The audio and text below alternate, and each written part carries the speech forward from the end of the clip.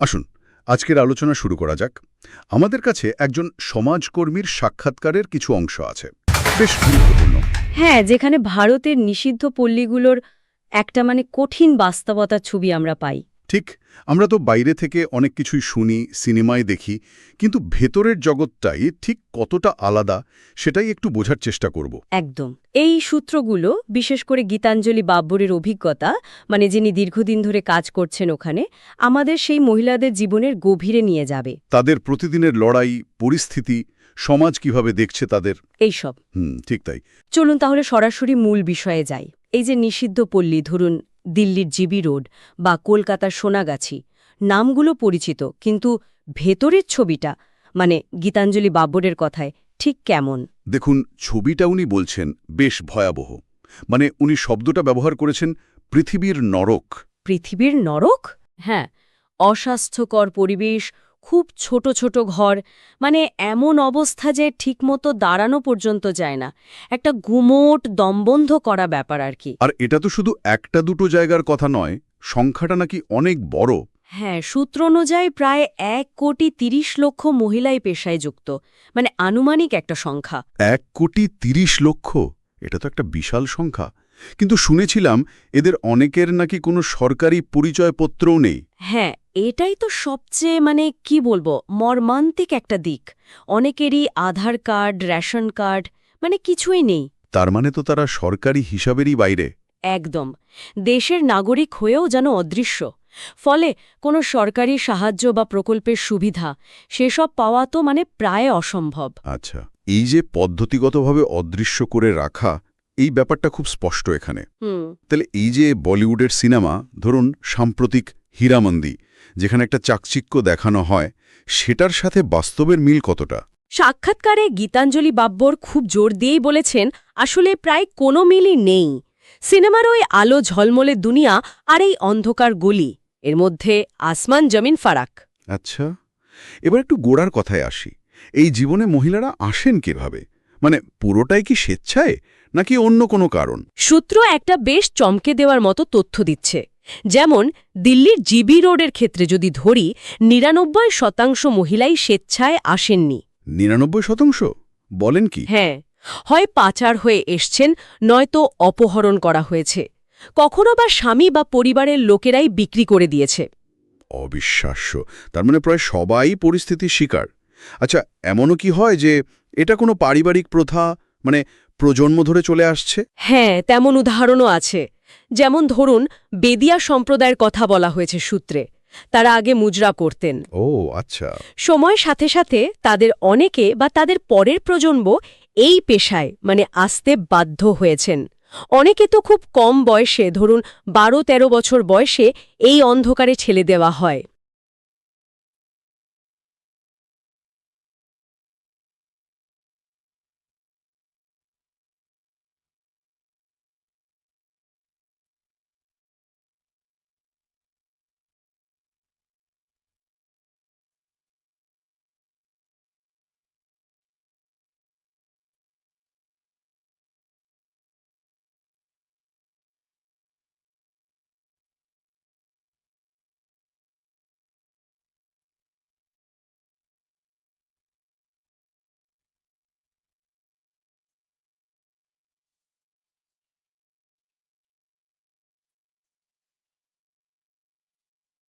সাক্ষাৎকারে গীতাঞ্জলি বাব্বর খুব জোর দিয়েই বলেছেন, আসলে প্রায় কোনো মিলই নেই। সিনেমার ওই আলো ঝলমলে দুনিয়া আর এই অন্ধকার গলি, এর মধ্যে আসমান জমিন ফারাক। আচ্ছা, এবার একটু গোড়ার কথায় আসি। এই জীবনে মহিলারা আসেন কিভাবে? পুরোটাই কি স্বেচ্ছায়, নাকি অন্য কোনো কারণ? সূত্র একটা বেশ চমকে দেওয়ার মতো তথ্য দিচ্ছে। যেমন দিল্লির জিবি রোডের ক্ষেত্রে যদি ধরি, ৯৯% মহিলাই স্বেচ্ছায় আসেননি। ৯৯%? বলেন কি? হ্যাঁ, হয় পাচার হয়ে এসছেন, নয়তো অপহরণ করা হয়েছে। কখনো বা স্বামী বা পরিবারের লোকেরাই বিক্রি করে দিয়েছে। অবিশ্বাস্য। তার মানে প্রায় সবাই পরিস্থিতির শিকার। আচ্ছা, এমনও কি হয় যে এটা কোনো পারিবারিক প্রথা, প্রজন্ম ধরে চলে আসছে? হ্যাঁ, তেমন উদাহরণও আছে। যেমন ধরুন বেদিয়া সম্প্রদায়ের কথা বলা হয়েছে সূত্রে। তারা আগে মুজরা করতেন। ও আচ্ছা। সময়ের সাথে সাথে তাদের অনেকে বা তাদের পরের প্রজন্ম এই পেশায় মানে আসতে বাধ্য হয়েছেন। অনেকে তো খুব কম বয়সে, ধরুন 12-13 বছর বয়সে এই অন্ধকারে ঠেলে দেওয়া হয়।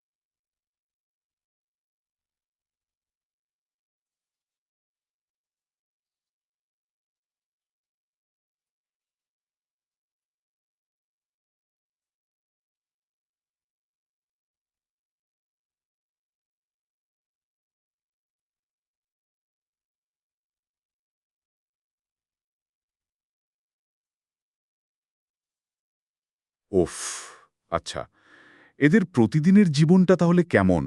শোষণের যে কথাগুলো শোনা যায়। অত্যন্ত কঠিন। মানে দালালরা খদ্দের নিয়ে আসে আর মহিলাদের খুব অল্প সময়ের জন্য, ধরুন 10-15 মিনিট তাদের সঙ্গে থাকতে হয়। মাত্র 10-15 মিনিট? হ্যাঁ, আর আয়ের প্রায় পুরোটাই মানে সিংহভাগটাই চলে যায় মালকিন বা দালালের পকেটে। নতুন মেয়েরা তো প্রায় কিছুই পায় না। কিছুই পায় না। না, উল্টে বিরাট অঙ্কের সুদে মানে 50-60% হারে নেওয়া ঋণের জালে এমনভাবে জড়িয়ে পড়ে যে মানে বেরোনোটা প্রায় অসম্ভব হয়ে যায়। এটা তো শুধু আর্থিক শোষণ নয়, শারীরিক মানসিক অত্যাচার এসবও তো ঘটে। হ্যাঁ, সেটা তো রোজকার ঘটনা, মানে নিত্য নৈমিত্তিক। যদি কেউ প্রতিবাদ করে বা ধরুন পালানোর চেষ্টা করে, তাহলে তো ভয়ানক পরিণতি। ভয়ানক মানে? খুন বা চরম হিংসার ঘটনাও কিন্তু বিরল নয়। সাক্ষাৎকারে এমন কিছু ঘটনার উল্লেখ আছে যা শুনলে গায়ে কাঁটা দেয়। এই পরিস্থিতিতে পুলিশের ভূমিকাটা কি? তারা কি সাহায্য করে নাকি? সত্যি বলতে সূত্র থেকে যা জানা যাচ্ছে মানে চিত্রটা বেশ হতাশাজনক। সাহায্য করা তো দূরের কথা, অনেক ক্ষেত্রেই পুলিশ নিজেরাই শোষণের একটা অংশ হয়ে দাঁড়ায়। মানে কি রকম? যেমন ধরুন নিয়মিত হপ্তা আদায় করা মানে একরকম চাঁদা বা মিথ্যে অভিযোগে ফাঁসিয়ে টাকা নেওয়া এগুলো নাকি খুব সাধারণ ঘটনা। বলেন কি রক্ষক কি ভক্ষক হয়ে দাঁড়াচ্ছে? অনেকটা সেরকমই। আর খদ্দের কারা আসেনি সব জায়গায়? মানে কোনো নির্দিষ্ট শ্রেণীর মানুষ? সূত্র বলছেন না, তেমন নয়। সমাজের প্রায় সব স্তরের মানুষ, স্কুল ছাত্র থেকে বয়স্ক লোক, সাধারণ অফিসের কর্মচারী থেকে শুরু করে বেশ উচ্চপদস্থ কর্তা, এমনকি রাজনীতিক ব্যক্তিদেরও নাকি রাতের অন্ধকারে আসতে দেখা যায়। আচ্ছা, কিন্তু সবচেয়ে অদ্ভুত বৈপরীত্য তো অন্য জায়গায়। কোথায়? এই লোকেরাই তো দিনের আলোয় বা সমাজে এই মহিলাদের বা এই এলাকাগুলোকে চরম ঘৃণা করে, এড়িয়ে চলে। একদম। এটাই তো সামাজিক ভণ্ডামির সবচেয়ে নগ্ন রূপটা শায়দ। তাহলে তো এই মহিলাদের কোনো মৌলিক অধিকারই নেই বলতে গেলে। কার্যত তাই। ভালো স্বাস্থ্য পরিষেবা পাওয়া, ছেলেমেয়েদের পড়াশোনা করানো, সমাজে একটু সম্মান পাওয়া, এগুলো তো তাদের কাছে স্বপ্নের মতো। আর পরিচয়পত্রে এলাকার নাম লেখা থাকায় সেটাও একটা সমস্যা। হ্যাঁ, সেটাও একটা বড় সমস্যা। সাধারণ জীবনযাপন করা, বাড়ি ভাড়া নেওয়া, এগুলো খুব কঠিন হয়ে যায়। অনেকেরই একটাই স্বপ্ন থাকে, একটা সাধারণ গৃহস্থী জীবন যাকে বলে, কিন্তু পরিস্থিতি আর সমাজ দুটোই সেটার সুযোগ প্রায় দেয়ই না। গীতাঞ্জলি বাব্বরের মতো যারা কাজ করছেন তারা যখন সাহায্যের চেষ্টা করেন তখন কি তারা সহযোগিতা পান? মানে প্রশাসন বা রাজনৈতিক স্তর থেকে? সূত্র বলছে প্রায়শই নয়। একটা অদ্ভুত উদাসীনতা দেখা যায়। কেউ কেউ হয়তো ভোটের আগে আসেন, কিন্তু সাহায্য করার বদলে এলাকা উচ্ছেদের দাবি তোলেন কেউ কেউ। তবে কিছু আশার আলোও আছে। ও, সেটা কিরকম? একটা পরিবর্তন যেমন অনলাইন প্ল্যাটফর্মের প্রভাব। এর ফলে হয়তো কোঠাগুলোতে আগের মতো ভিড় কিছুটা কমেছে, যদিও যৌন ব্যবসাটা অন্য রূপে ছড়িয়ে পড়ছে। অন্য রূপে মানে? যেমন ধরুন কলেজ প্রস্টিটিউশন, এই ধরনের নতুন কিছু বডিদা দেখা যাচ্ছে। কিন্তু অন্যদিকে শিক্ষার মাধ্যমে কিছু সাফল্যের গল্পও তৈরি হচ্ছে। সত্যি? হ্যাঁ, কেউ কেউ বা তাদের সন্তানেরা এই জগৎ থেকে বেরিয়ে আসছেন, ইঞ্জিনিয়ার হচ্ছেন বা অন্য পেশায় প্রতিষ্ঠিত হচ্ছেন, এরকম উদাহরণও আছে। সব মিলিয়ে এই সূত্রগুলো কিন্তু একটা অত্যন্ত জটিল আর কঠিন বাস্তবতার সামনে আমাদের দাঁড় করিয়ে দিল। এই মহিলাদের জীবন সংগ্রাম, তাদের প্রতি সমাজের এই যে পরস্পর বিরোধী দৃষ্টিভঙ্গি। হ্যাঁ, একদিকে তাদের অদৃশ্য করে রাখা, আবার অন্যদিকে তাদের অস্তিত্বটাকেও অস্বীকার করতে না পারা। ঠিক একদম। আলোচনা শেষে একটা প্রশ্ন কিন্তু খুব বড় হয়ে দেখা দেয়। এই পরিস্থিতি বদলাতে গেলে শুধু আইন বা পরিকাঠামো বদলালেই কি হবে, নাকি আমাদের নিজেদের দৃষ্টিভঙ্গিটাও বদলানো খুব জরুরি? গভীর প্রশ্ন। সূত্র জানাচ্ছে ভারতে প্রতি 7 মিনিটে একটি মেয়ে পাচার হয়। ভাবুন একবার। যতদিন এই অন্ধকার জগতের চাহিদাটা থাকবে, ততদিন কি এই শোষণ বন্ধ হবে? হয়তো এখানে সাদাত হাসান মন্টোর এই কথাটা মনে রাখা দরকার। কোন কথাটা? প্রত্যেক পতিতা একজন নারী, কিন্তু প্রত্যেক নারী পতিতা নয়। পতিতারা জন্মায় না, তাদের তৈরি করা হয়, কখনো ইচ্ছায়, কখনো মজবুরিতে। এই উপলব্ধিটা হয়তো আমাদের নতুন করে আরও গভীরভাবে ভাবতে সাহায্য করবে।